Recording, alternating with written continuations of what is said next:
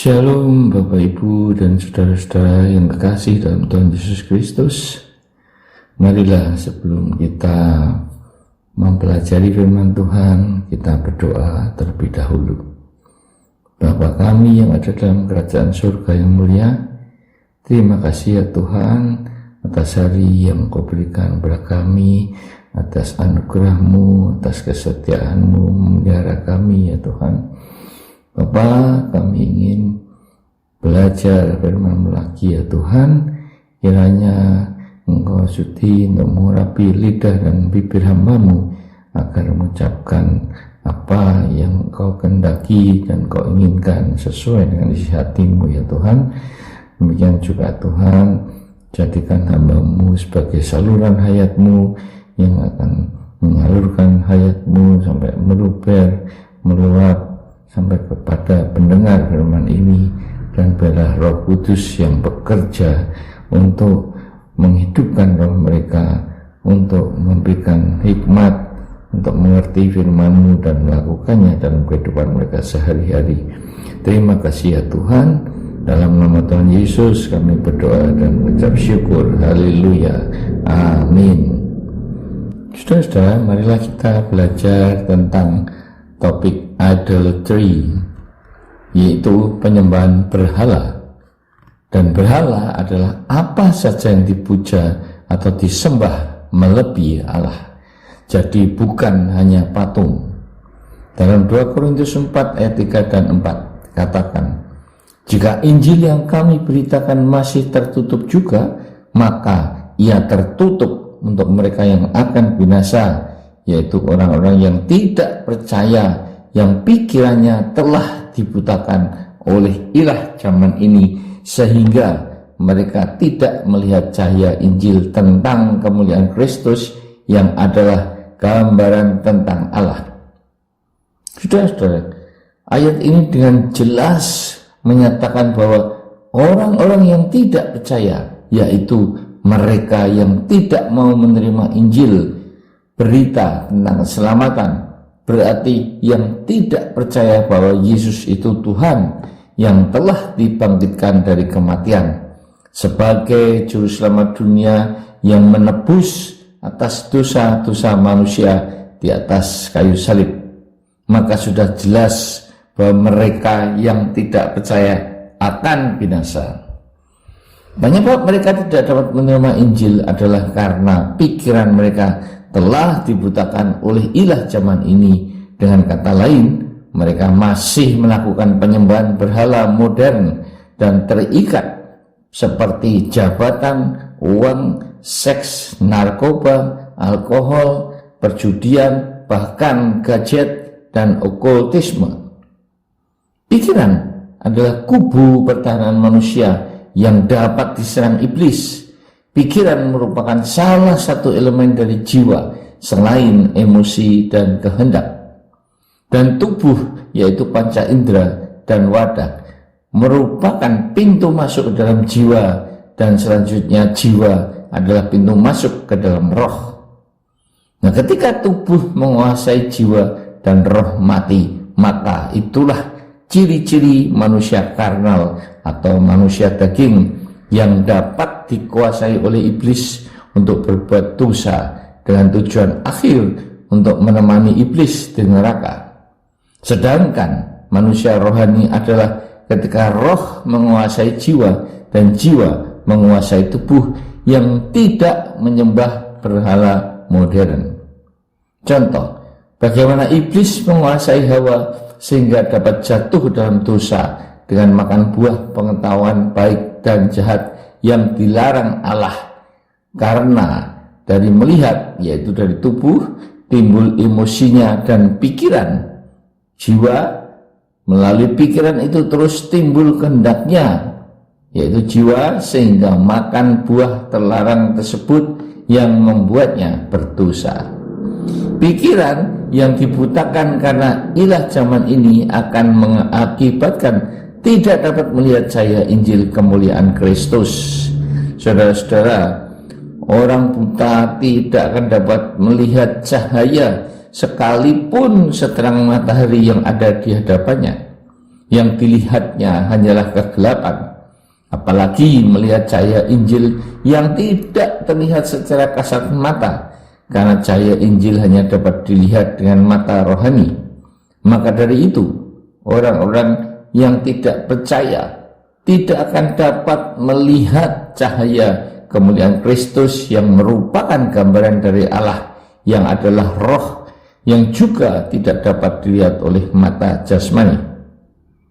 Banyak kesaksian orang-orang yang ditemui Yesus secara pribadi akan melihat wajahnya yang penuh dengan cahaya kemuliaan yang memancarkan sinar yang sangat terang. Yesus adalah gambaran dari Allah. Dia dan Bapa adalah satu, seperti yang dikatakan Yesus sendiri dalam Yohanes 10 ayat 30. Saudara-saudara, seseorang yang menginginkan jabatan dan uang akan menghalalkan segala cara untuk memperolehnya.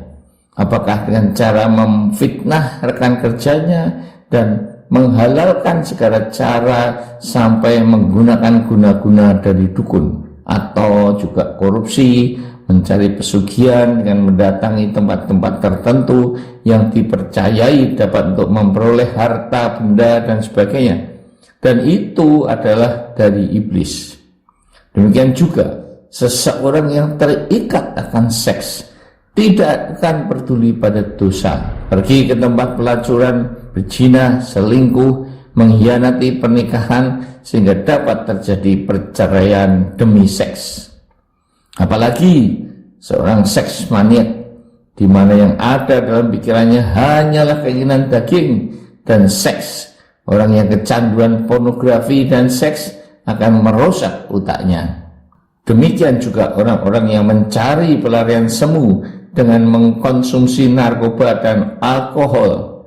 Karena mereka berpikir akan dapat melupakan segala masalahnya, tetapi ternyata hanya sesaat saja, yaitu ketika mereka sedang fly atau mabuk. Dan setelah sadar, ternyata masalah itu masih ada, sehingga dia akan kembali stres sampai berakibat depresi berat, bahkan dapat gila atau terkena stroke dan kanker. Saudara-saudara, sangatlah sulit untuk dapat melepaskan seseorang yang sudah terikat berat pada narkoba dan alkohol. Perjudian yang disebabkan oleh karena adrenalin ketika melihat sedikit demi sedikit kartu yang dipegangnya dalam permainan blackjack, atau bersorak kegirangan maupun sedih dalam roulette karena menang atau kalah.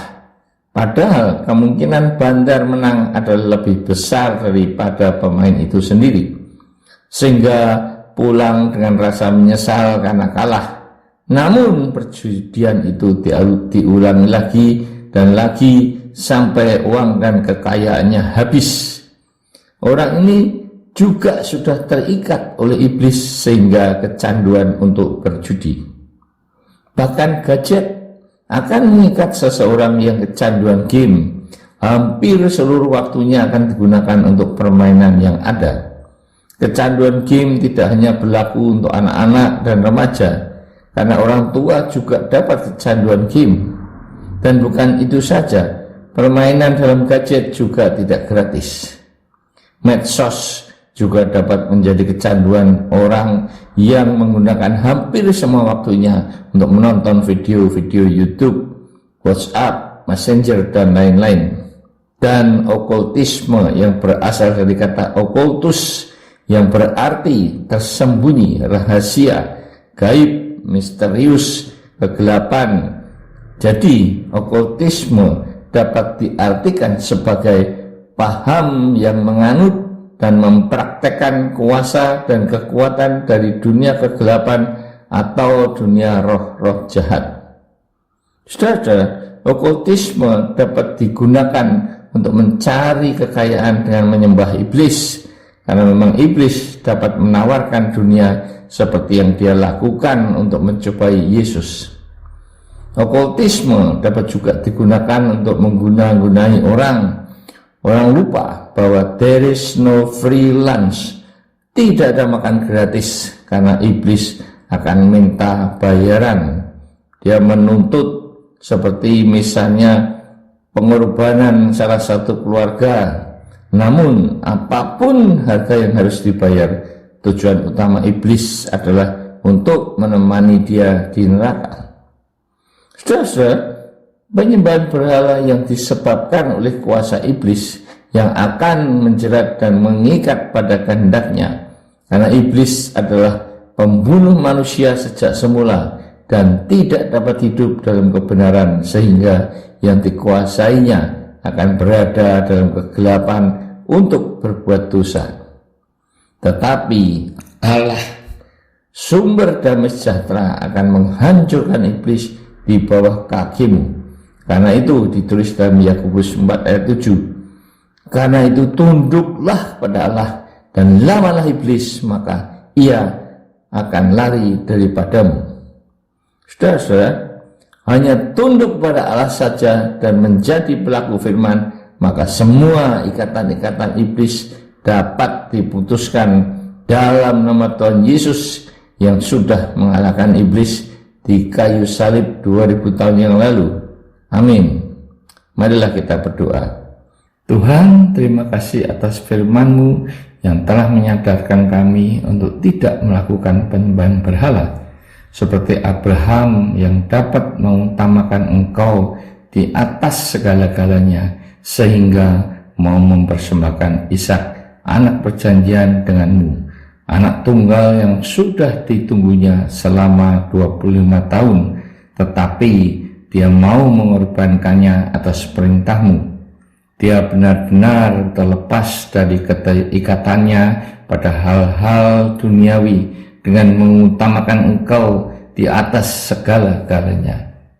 Kami berdoa bagi mereka yang masih terikat pada berhala dan kuasa iblis, dalam nama Tuhan Yesus. Sekali lagi, dalam nama Tuhan Yesus, kuasa kegelapan itu diputuskan dan keluar dari jiwa mereka, sehingga mereka sadar untuk percaya kepadamu. Kami berdoa juga bagi mereka yang sakit, tolong Tuhan jamah mereka sehingga penyakitnya disembuhkan oleh bilur-bilur-Mu. Begitu juga bagi mereka yang sedang menghadapi masalah dalam kehidupannya, ajarlah mereka untuk tetap bersyukur, memuji dan memuliakan nama-Mu, yaitu ketika hidupku damai sejahtera seperti sungai, ataupun badai gelombang kesengsaraan menerpa hidupku. Namun apapun yang terjadi, Allah telah mengajarkan kepadaku untuk berkata, tenanglah jiwaku. Bapa, hamba-Mu berhenti berbicara, namun Roh Kudus tetaplah bekerja untuk menyadarkan mereka yang tidak mau menerima berita Injil, agar mereka dapat diselamatkan oleh darah Kristus di atas kayu salib. Marilah saudara-saudara buka kedua tangan-Mu dan terimalah berkat Tuhan. Kasih karunia Tuhan Yesus Kristus dan kasih Allah Bapa dan persekutuan Roh Kudus akan menyertai saudara sekalian dari sekarang sampai Maranatha. Tuhan Yesus datang kembali. Amin.